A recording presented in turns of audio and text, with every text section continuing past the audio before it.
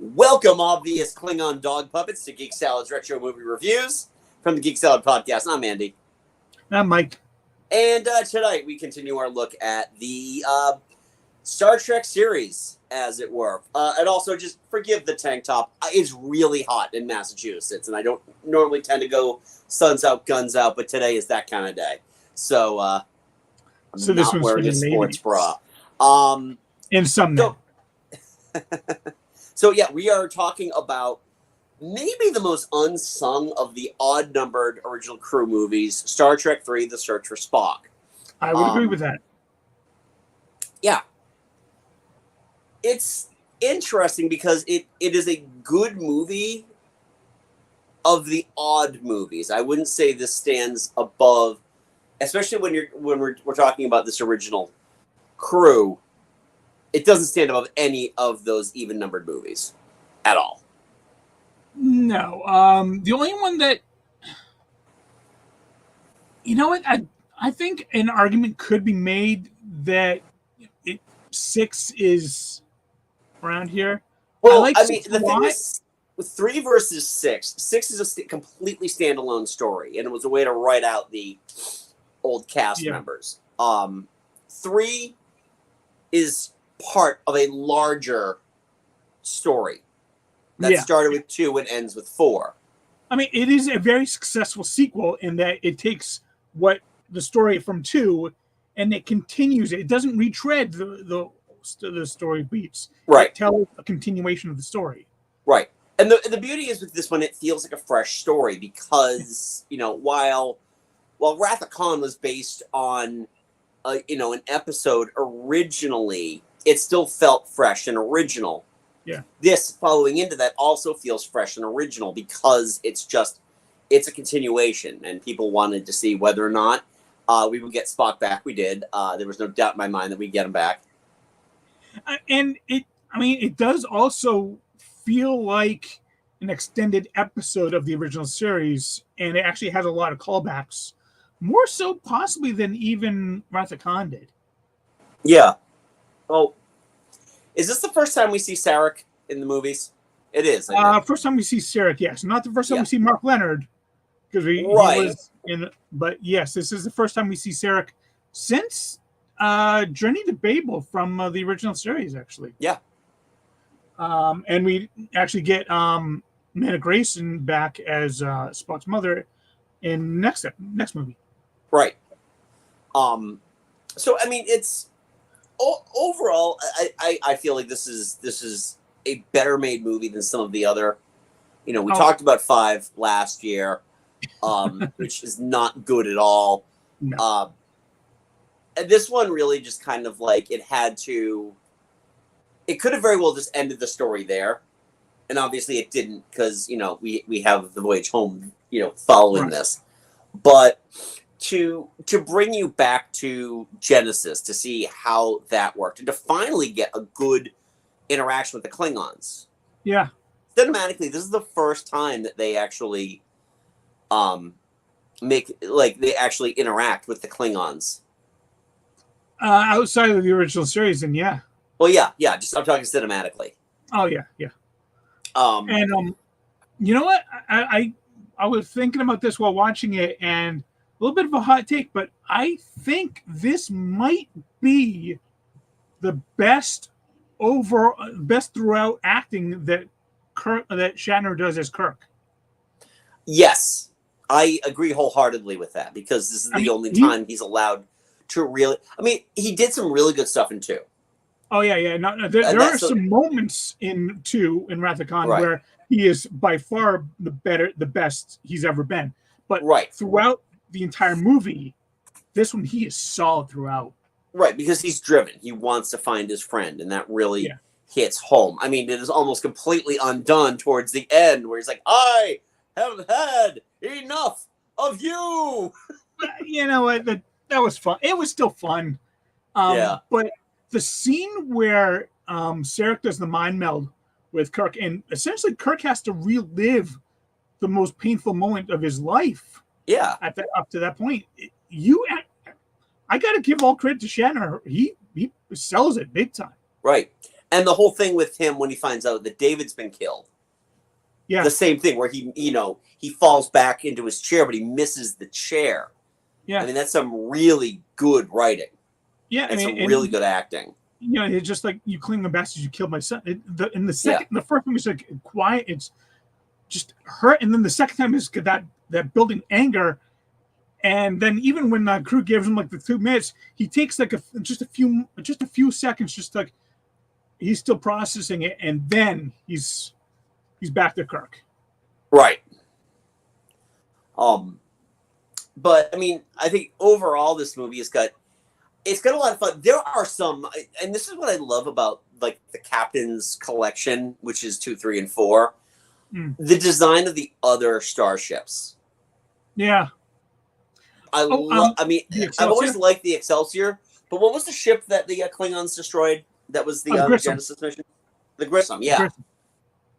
Yeah, it's got like the saucer, and then it's like attached to the engine, but there's no vertical attachment. Right. So I really like that about, they really they didn't stop designing these ships, even though we were always going to get the Enterprise.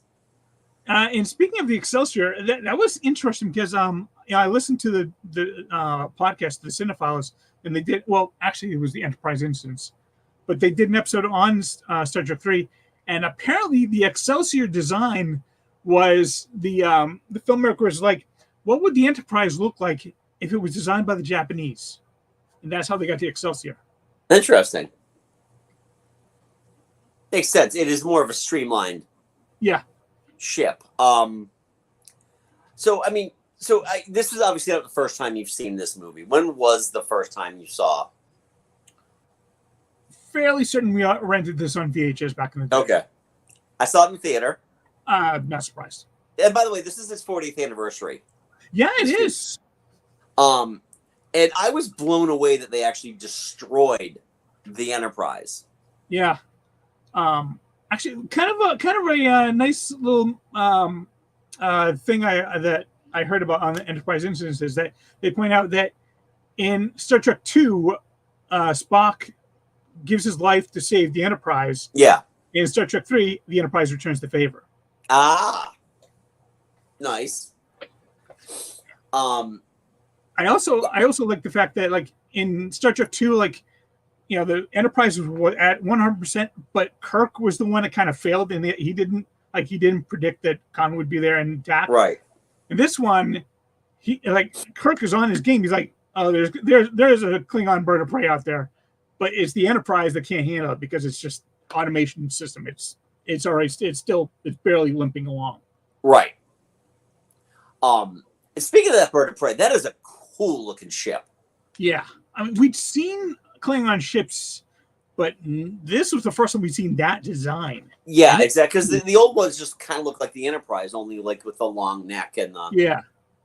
And I don't know if it's just that the birds of prey were actually made as smaller. Obviously it's smaller crew. Well, I mean, Chekhov does say that I think Chekhov or Sulu says it's a Scout class vessel. Yeah. So maybe it's small enough to land and small enough to actually like walk off of without having the assistance of like a space dry dock or anything. Yeah. Now some of the other performances. I mean, we got Christopher Lloyd. Yeah. As General whatever. General Krug. General Krug. We also had John Larroquette. Yeah, as Maltz, the only surviving Klingon, actually. Right, exactly. I mean, Christopher Lloyd is pretty good in this, but once you know it's Christopher Lloyd, you can't unsee the fact that it's Christopher Lloyd. Yeah, the year before he became beloved as Doc Brown. Yeah. Oh, you're right. But you know what? All credit to him. He is menacing. I mean, when he just like casually just, I got three hostages down there. Kill one of them. Yep. I don't care who. And then when he finds out like it was Kirk's son, it's like, okay, yeah. You want me to kill another one? I'll do it. Yep. Well, the whole thing too with beam him back too. No. Why? Because you wish it. Yeah. And it's like Kirk's trying to negotiate with him. It's like if we don't work together, we're both gonna die. He's like, so we'll die. Yeah, glorious, isn't it? It's like that's true, because that's the thing with the Klingons. That's their deal, man. This is not somebody you can negotiate with. Right. So I mean, he was really good. I mean, the crew itself, it is kind of funny how little Sulu and Uhura actually do in this. I mean, they need Sulu to fly the ship. Yeah. And that's all he does. He gets a couple of lines, "Don't call me Shorty." Oh, Tiny. And I mean each character gets like their own scene to shine. It's just that Uhura gets like one scene. She gets the one scene. And I brought this up to you too. I mean, this is supposed to be a direct sequel. Like it happens immediately after. You know, one of the crew members she's been on the ship with for over 20 years is dead. That's time to do my hair. I mean, I'm sure they had a barber on the ship before they got rid of the rookie crew. All right. I mean, if they got replicators on there, I don't see why you can't just like put your head in like one of those beehives and let it just kind of. I mean, Nichelle Nichols looked fantastic in the movie. I really wish why couldn't she have been on the mission with him? I don't know. It's almost like, it's like she had to be there to man the teleporter. The teleporter, yeah. But she did have Mr. Adventure eating at her hands. Right, exactly. Oh my god. That's some of the issues I have, and this is just the way that filmmaking goes. I mean, yes, it's in the future, but damn, there's a lot of 80s hair in this movie, especially on the men. Yeah. Yeah. And the outfits, the costumes weren't bad, except Chekhov's. Where the hell did they get that pink, like, leisure suit, and why? Who thought it was a good idea? Yeah. I don't know. I mean, speaking of outfits, though, the one outfit that apparently has managed to last the entire time are those idiotic-looking guards outfits. With their old-timey football helmet and way too much dick protection. I mean, it's a dumb look. Another actor that just showed up, actually, he died the day I watched this, was James Sicking, who played Captain Stiles. Really? Captain of the Excelsior. Yeah. Yeah, I knew I'd heard he died. I didn't realize that he played Captain Stiles. Yeah. Who was just supremely arrogant in his clipping his nails. I love that. And Miguel Ferrer was also on the bridge of the Excelsior. The Grissom. The Grissom. No, he wasn't the Grissom. No, he was the Excelsior. Oh yeah, you're right. Yeah. Right. Honestly, what's that? Go ahead. I was just going to say that, honestly, I think casting-wise, the only thing that really bugged me, and I understand that they kind of were put in the position to do it, was Robin Curtis replacing Kirstie Alley as Saavik, because it was such a stark. They look nothing alike. Yeah, and Kirstie Alley kind of played it with a little bit more honestly, emotion. Yeah, in a sense. She did. But that being said, there are moments where I thought Robin Curtis did a great job as Saavik. Yeah, I thought she did a very good job as Saavik. I mean, half the time though, I felt like she looked like one of the mice characters in the Ragnar and Bast Was the Night Before Christmas. That's just me. And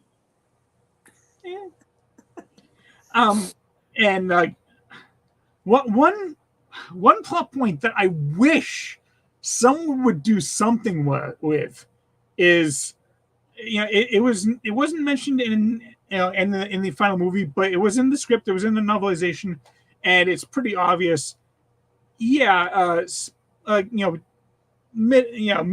Spock and Saavik absolutely had sex. Yeah, they do their Pon farr ritual on the regular. Yeah, and according to in the book and novelization in the original script, Saavik was pregnant. That's why she didn't. That's why she didn't leave with them, and she stayed on Vulcan. Interesting. And there are a couple of like when Spock is like walking around talking and looking at everybody at the end.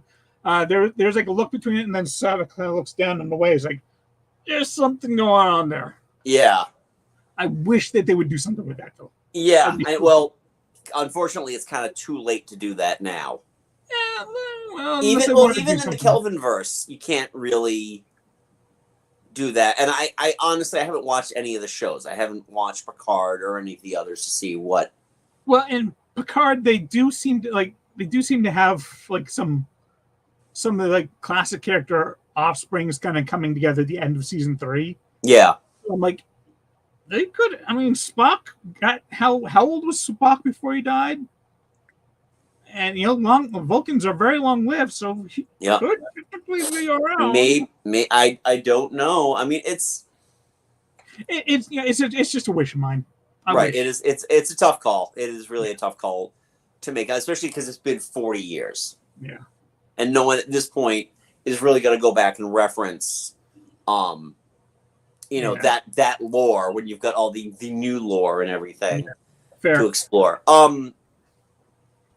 Yeah, I mean, overall, I think this is a solid movie. I do enjoy when they, it's almost like, oh my God, Kirk's going to break the rules. Kirk breaks the friggin' rules all the time. What makes this any different? I do love the fact that it kind of like this, much like a lot of the episodes from the original series, this one does a lot of tone switches. Yeah. Like the first third of it, like up until like Kirk is asking the Admiral to give him back the Enterprise, it's a very somber tone. That's a fun, playful tone. And then you get to like the last third, and then it's like, oh, geez, David's dead. Yeah. The planet's blowing up around them. It's kind of somber again. Yeah, it's kind of sad too because Merrick Buttrick died about 5 years after the movie was released. Yeah.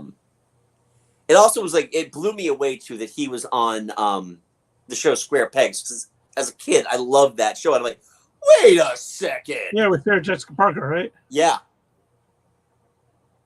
Yeah. It was a shame that he died so soon. They could have done a lot with him, I think. Well, they did kill. I mean, they killed the character off. So yeah, but But how cool would it have been if he had shown up in like Star Trek Generations in the Nexus? Oh yeah, I think that would have been cool. Yeah, no, that was Kirk's moment to shine. Yeah. Then he slips on intergalactic banana peel and dies. Yeah, that movie. One day we will get to the Next Generation stuff. Yeah. But yeah, I mean, and the James Horner score is okay. I feel like a lot of it's the carryover from Wrath of Khan. Yeah, I mean, his score in Wrath of Khan was. It is definitely a chef's kiss. I mean, I think James Horner honestly pre-95 can't be beat. 95 is when he did Braveheart, and that's when all of his movies had to have like bagpipes and tin whistles in them. Because when Apollo 13 was 93, right? 95. It was also 95. Okay, because then that for me that was his last great score. Yeah. His score for Apollo 13. Yeah, I'm not a fan of the Braveheart score. Definitely not a fan of the Titanic or Avatar scores. So, or the first Avatar score because he passed after that. Yeah. But I mean, overall, I really enjoyed this one more than I remember enjoying it, which is nice. The only downside I would say is that you can't really watch this movie on its own. It really is a follow. It's The Empire Strikes Back to Star Wars. You can't really watch it without the other. Right. This is the closest thing to a trilogy that Star Trek has ever had. Yeah. Unofficially, I think they call everything else trilogy. Yeah, they've been so reliant, and even going forward, so reliant on standalone stories that could have very well just long form TV show. Yeah. And that's the thing with these is that these 3 movies are more cinematic than anything else Star Trek has done, especially when you get to 5. Which is ironic considering it's cinematic, but it was made by the TV division. Well, God. It's insane to me how cheap Paramount is. It really they never cease to amaze me how cheap they were with Star Trek, which at the time was like, I think their biggest franchise. Yeah. I mean, like when like Savick and David are walking around Genesis planet, it's very obvious that it's just big matte paintings. It's matte paintings and set. Oh yeah, that's maybe the one thing that has aged horrifically in this movie. The visual effects in this one, even compared to Khan, it's very, very much chroma key, digital. Just like overlay inserts. The matte lines a mile thick. It's when they were showing like the bridge of the Excelsior, and you had like a guy walking in front of the view screen, like you see the matte line there. Yeah, it's actually funny because the Mandela effect in my brain was telling me that when they finally kick Christopher Lloyd into the lava pit, he was going to have like those 3-foot arms like Ronnie Cox and RoboCop. That I mean, though the actual fight between the Klingon ship and the Enterprise, those effects hold up, I think. They hold up really well, because again, when you're in space, matte lines are a lot easier to hide. It is. I mean, it's nowhere near as intense as Wrath of Khan. Yeah. With the Excelsior, but overall, I enjoy this movie. But you're right. This has to be, you're going to sit in for an afternoon of Star Trek. Yeah. This is not the kind of movie. To a certain amount, you can watch it on its own. It is still a continuation of this, because why are they in the Bounty and not the Enterprise? But other than that, really is kind of standalone. I mean, there is a lot of stuff too, but we will talk about that. Spoiler alert, everybody, next week when we talk about Star Trek IV: The Voyage Home. Yes. But yeah. I mean, So, I mean, I think I've said about all I need to say about Search for Spock. It is a good movie. God, head and shoulders above 5, head and shoulders above Generations. That's not saying a whole lot, though. No, well, when the bar is laying on the floor for somebody to pick up. I mean, for me, 2 and 4 are definitely better than this one. 1 is not better than this one. No. 5 is not better than this one. 6 and 3 are there. It's really a tough call. Right. The thing with 6 is it doesn't have the fans of something like 2 or 4 does. True. And if we're just kind of that for the original crew. Yeah. But yeah, that is Star Trek 3: The Search for Spock. Join us next week when we continue our 5-year journey to discover new life, to discover what happens on the voyage home. Oh, by the way, Shatner apparently can't do this. What do they do with that? They have a hand double? No, they actually had to put like a skin colored elastic band around his fingers to keep them together. Nice. Because he cannot do. He does this. That is really funny. That is really fun. I mean, it makes sense, but I mean, considering that when you think about something like Labyrinth, Jareth isn't actually playing with his balls. That's a magician playing with his balls. His own balls, not Jareth's balls. That doesn't help. No. So anyway, we want to know, what are your thoughts on Star Trek 3: The Search for Spock? Leave a polite comment below. Let us know where this ranks in your Star Trek original crew movies. So let us know that. Big thumbs up to this video. Hit that subscribe button because we do this every week. We did Star Trek: The Motion Picture last week. Next week we're doing Voyage Home. We got one more after that, but you're going to have to wait to see what that one is. And Mike and I host a little podcast called Geek Salad. You can check that out wherever you get your podcast. I promise you there will be a new episode coming soon, because after we're done recording this, which is why we're going so early, we are recording a new episode. So you can find that in about a week or so. So you can check that out wherever you get your podcast. Also, you can join us on our social media, on Facebook at Geek Salad Podcast and at Geek Salad Radio, on Twitter, Blue Sky, and Threads. And until next time, I'm Andy. I'm Mike. Go forth, be nerdful, and live long and prosper. That's a promise. Don't let somebody else play your ball.